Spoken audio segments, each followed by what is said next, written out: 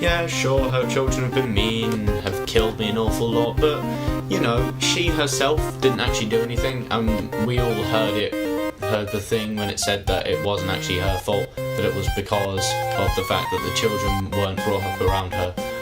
Master Unity, 30% health and 100% shields. Oh yeah, what's this? Oh yeah, this increases your health by a little bit, which is incredibly useful. Throw. Ah, sod. Pistols, woo! So you have maxed out pistols. Tali, how do you feel? So anyway, now we are going to go home. Only there is a crate that we shall decrypt. 1, 2, 3, 4, 5. I much prefer the systems in Mass Effect 2 for decrypting things and everything. There are just 2 more crates which are down there.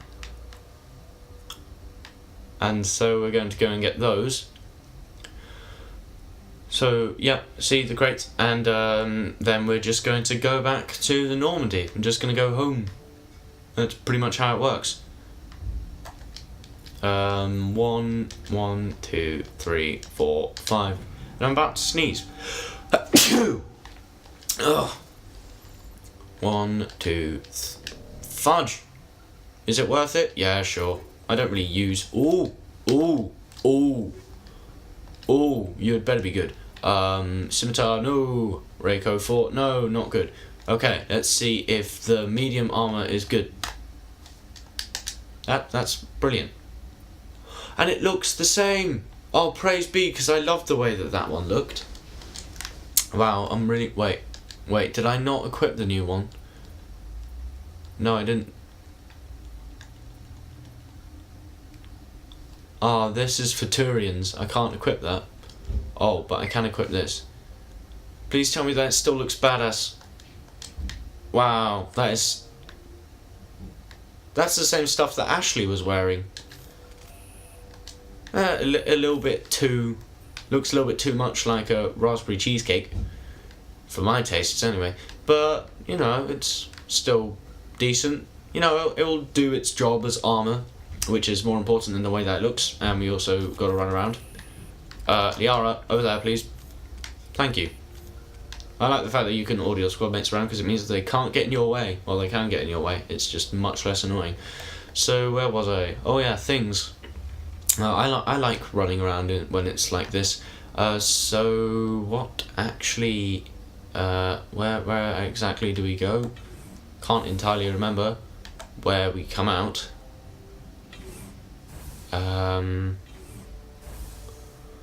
Yeah. Whoa. Hey, it's over here. So now we catch the train back to Normandy. Can we go straight back? Oh, we can't.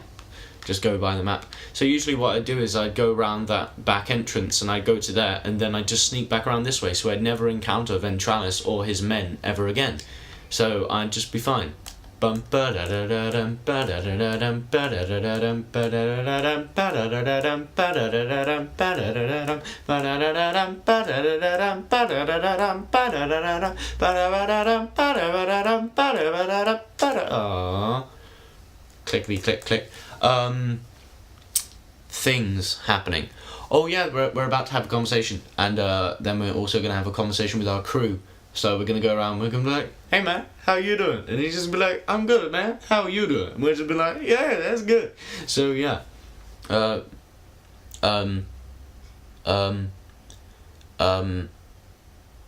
commentary stagnating. Need to find topic to talk about. Oh, never mind. What's our next move, Commander? Head for the Mu Relay? The Mu Relay could link to dozens of systems. Unless we know exactly where Saren's going, we'd just be wasting our time. The Commander is right. We cannot rush off blind. We still need to learn more about Saren. Who put you in charge? Did the Commander resign when I wasn't looking? We're all on the same team here, Williams. She's just trying to help. Sorry, Commander. We're done here. Crew, dismissed. Novaria report is away, Commander. You want me to patch you through to the Council? Don't bother. Aye, aye, ma'am. No one likes the council. There's actually the option to just hang up on them. Oh, there's an examine thing. Free experience. So let's examine it. And then the montage of talking to our crewmates can start really very soon. Okay, 3, 2, 1, boom!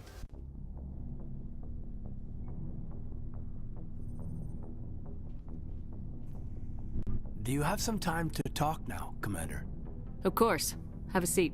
We've played it pretty close to the book so far, but we're a long way from backup. We've got some tough calls to make. I'm just saying, try to leave yourself a way out. I've seen what cutting corners can do, and I'd hate to have that happen to you, Shepard. Commander? That's not the appropriate way to address your commanding officer, Lieutenant. Sorry, ma'am. Maybe I got a bad signal. I mean, if you're a... Maybe there's someone else you'd rather confide in. Ma'am. Someone? You're referring to our young Prothean expert. I think she's older than both of us put together, but, yeah. There's a lower deck rumor that she's, interested in you, as more than a source of Prothean data. She's a very interesting lady. Not to my, tastes, but, I never claimed to be big on alien culture. You seem awfully worried about my personal affairs. It's just that we don't have much downtime these days. I like being around you, but I don't want to take up your personal time. Look, you didn't want to talk about Liara, did you? What's your real issue? You're right. Sorry. It wasn't, Liara's not my main concern. I'm not questioning any decision you've made, Shepard. Let me be clear about that. It's just my experience that once someone lets something slide, it tends to pick up speed. Do you get my meaning? Talk to me, Kaidan. You got a little black rain cloud sitting over your head. I'll try to keep the deck dry. You know the records about the biotic training out on Jump Zero? They're all classified, because the Alliance made mistakes. After first contact, Kinetics was set up to track Element Zero exposures and develop implants for humans. Once we had an embassy on the Citadel, Kinetics could bring in experts instead of taking it slow. I'm sure Kinetics did what they thought was best. It wasn't best for us. They brought in an ex-military Turian named Commander Vernus. To introduce himself, he liked to say, "I was at the helm of the dreadnought that killed your father." Well, I told him my dad wasn't in the war. He'd retired to Vancouver. My family had an inland home that matured to New Beachfront. Vernus had it in for me after that. He cut corners, pushed hard. I mean, you either came out a Superman or a wreck. A lot of kids snapped. A few died. The point of all of this, I guess, is that when you cut corners, it's not always obvious who pays for it. So why are you telling me this? Is there something I can do to help you get over it? I'm 32, Shepard. You don't serve as long as I have without coming to terms with yourself. You also learn that if someone is special to you, you help them. Try to keep them from making mistakes. So you think you have leave to talk like we're more than officers? I got some signals. Maybe some static too, I guess. If I'm out of line, just say the word. Sorry, Kaidan. This was just a battlefield thing. There's my answer then. I'm sorry to have bothered you, Commander. I got some mixed signals. With your permission, I should return to my duties.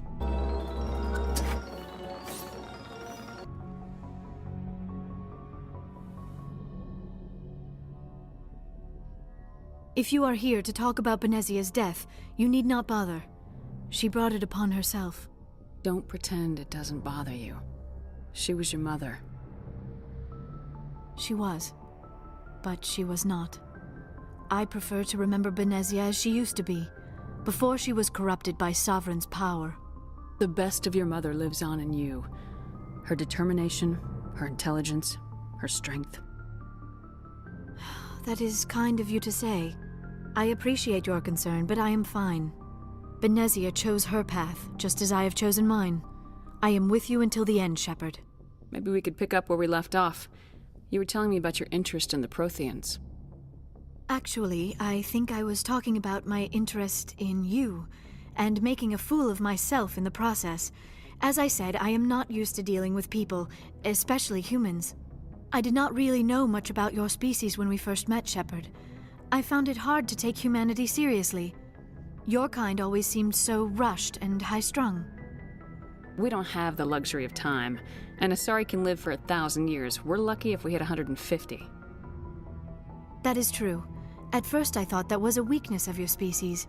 After spending time with you and your crew, however, I think it may actually be an advantage. You humans are creatures of action. You pursue your goals with an almost indomitable determination. It is an admirable trait, but also an intimidating one. You're scared of us? Unfortunately, the rest of the galaxy sees humanity as something of a bully. You run over anyone in your path to get what you want. It is up to people like you to change their minds, Shepard. I'm doing the best I can, Liara. There is a reason the Council chose you to become a Spectre.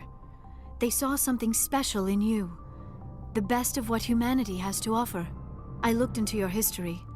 I know what happened on Akuz. The fact that you survived shows a remarkable strength. You didn't need to go behind my back. I would have told you whatever you wanted to know. I apologize, Commander. After our last conversation, I was afraid I would say something stupid again. I wanted to know more about you, to understand what made you into the woman you are. There is something compelling about you, Shepard. Are you sure you're interested in me, or is it my visions of the Protheans? I admit, your connection to the Protheans had something to do with my initial interest, but it has grown beyond that. You intrigue me, Shepard, but I was not sure if it was appropriate to act on my feelings. I thought there might already be a relationship between you and Lieutenant Alenko. The Lieutenant and I are just friends. Nothing more. My mistake, then. I am not as adept at understanding human relationships as I thought. But what about us, Shepard? Is there a mutual attraction, or was I wrong about that too? No, you were right. There is something between us. I knew it, and I knew you felt it too. But does this not seem rather strange? Why do I feel so close to you? We have only known each other a short time. We are from two different species. We have almost nothing in common. This makes no sense. These things never make sense. They just happen and we get swept up in the storm. You make it sound so chaotic, so dangerous. I'll keep you safe. I am not looking for a protector. This is all a bit overwhelming. I am not used to this. You. I need some time. Take all the time you need, Liara. I'll be here. Thank you, Shepard. Let's just talk about something else for now. I should go. Goodbye, Shepard.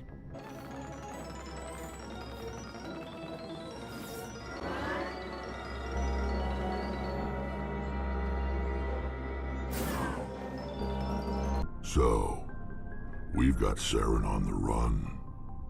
It won't be long now. Saren's good, but I'm better. Good. He's rotten. To the core. I could tell as soon as I met him. Why didn't you tell me this sooner? I would've if I thought it was important. I think I'd like to hear about it just the same. This was a while ago. A bunch of mercs were bragging about a job out near the edges of the Terminus systems. They said it paid well and the boss was never around to ride them. They said he was looking for more men, too. So I checked it out. I didn't know Saren was openly recruiting mercs. It wasn't that open, and he only showed his face once. We'd been raiding ships in the area for months when we took out this massive cargo freighter. Our biggest haul yet. I was on board checking bodies for valuables, looking for some extra credits. That's when I saw him. What did Saren want with the ship? I don't know what he wanted. He was just moving through the ship, watching. Couple of the mercs called him by name, but he never spoke to them. Never spoke to anyone. I had a really bad feeling about him, so I got the hell out. Didn't even wait to get paid. That's the only time you saw him? Yeah. Didn't even know who he was. Still wouldn't if I hadn't joined up with you. But my instincts were right. Every other merc on that mission turned up dead within a week. Every damn one. So long, Rex. Shepard.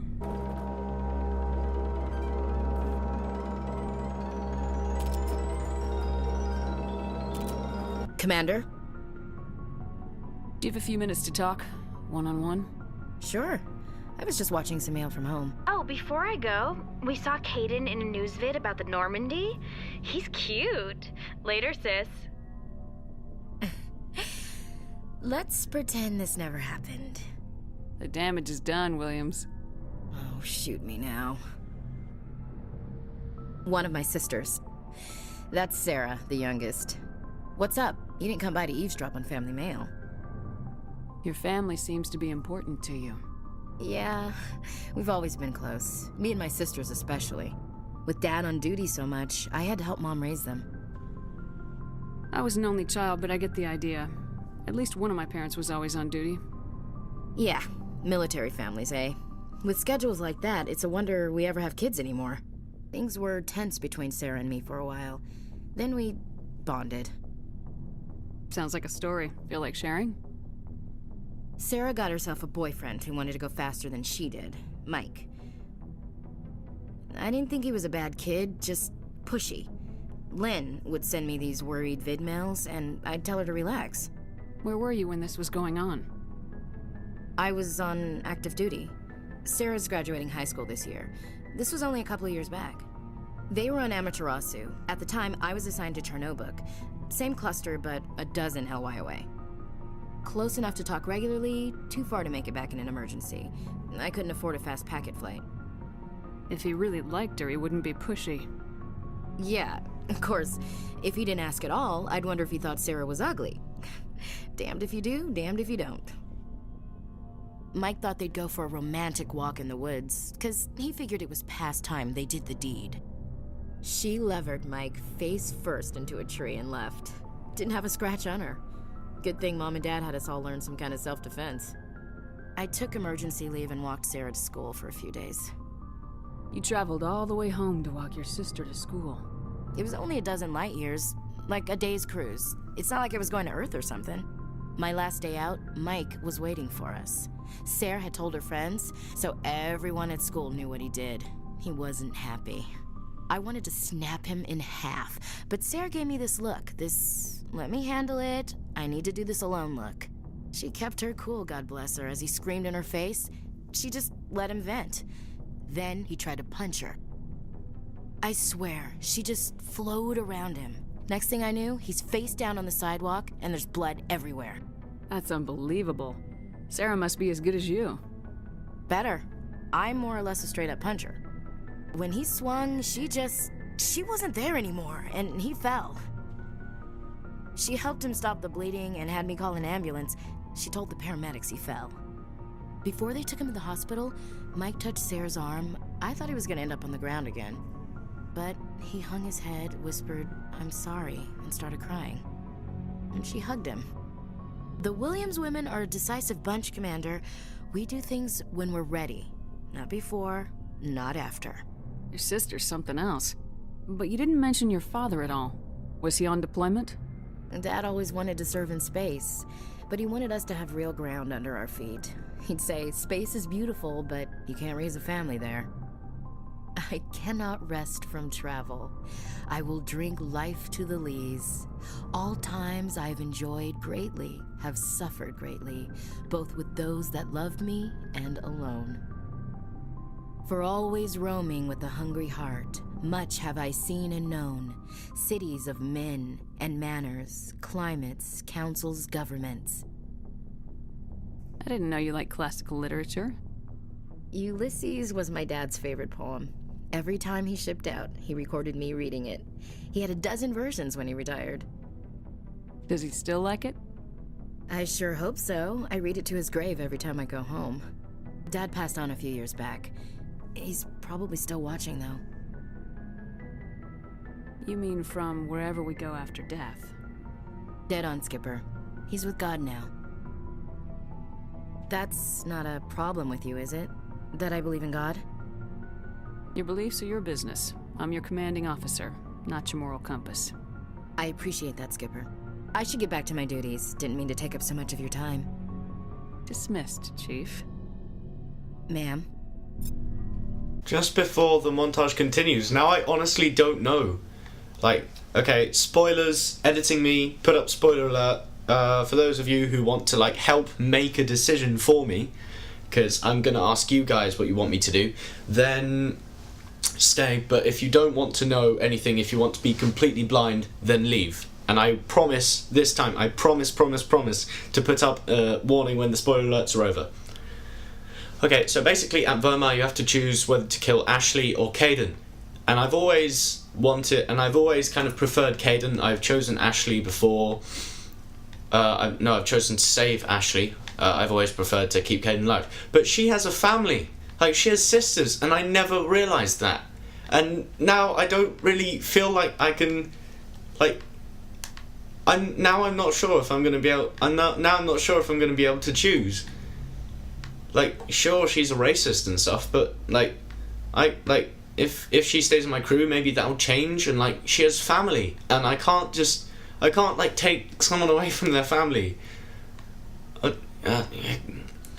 Okay, so basically the reason I said that if you want to help, then leave, is basically because I want you guys to put in the comments whichever one you want me to kill. I know this isn't the most popular series, but those of you who see it, put it in the comments, and, pick which one you want me to get rid of, Ashley or Kaidan.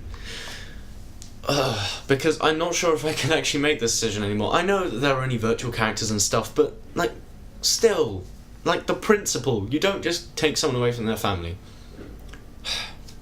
Okay, spoilers over, you can all come back now, but those of you who listened to what I said, do put your answer in the comments, please. Okay, montage continue. Commander, good to see you. You've been with C-Sec a while. Have you seen much action? Well, not as much as you, but yeah, I've seen some interesting things. I bet you have. Anything in particular that stands out? I remember this Solarian geneticist I was sent to investigate. That case was a bit disturbing. What happened? Why were you investigating him? I was tasked with tracking black market trade on the Citadel. Most of it harmless, nothing I needed to pursue. But during the course of my investigation, I noticed an increase in the trade of body parts, organs mostly. We usually get a few of those, but not the numbers I was seeing. We weren't sure if there was a new black market lab or if some freak was harvesting organs from citizens. You've seen this before on the Citadel? Every so often, some lab sells unwanted parts through the black market, but they're not as bad as the cycles. I remember this one Elcor diplomat we caught in my first year on the job. He was hacking people up and selling their organs, had the station in a bit of a panic. But this case wasn't that clear-cut. Turns out there was more going on than we first realized. So how did you figure out what was happening? First, we got a hold of a sample and ran DNA tests. The weird thing was, the match led us to a Turian who was still alive and was very convinced he'd never lost his liver. After a bit of digging, I discovered this Turian worked briefly for Dr. Salion, the geneticist. So I went to his lab hoping to find evidence of cloned organ development, but there was nothing. No Solarian hearts, no Turian livers, not one Krogan testicle. You're kidding, right? Why would anyone want Krogan testicles? Some Krogan believe that testicle transplants can increase their virility, counteract the effects of the genophage. It doesn't work, but that doesn't stop them from buying. They'll pay up to 10,000 credits each. That's 40,000 for a full set. Somebody's making a killing out there. What'd you do about the geneticist? I brought in some of his employees for interrogation to see if I could get them to talk. While I was interviewing one of them, I came across something suspicious. You mean threatening? Was that really necessary? Maybe, maybe not. Either way, it paid off. One of my detainees started bleeding profusely during the interview. We offered to patch him up and he got frantic, freaked out. I ordered a full exam to find out what was going on. Our medics found incisions all over his body, some of them fresh. That was our big break. These people weren't just Dr. Salion's employees.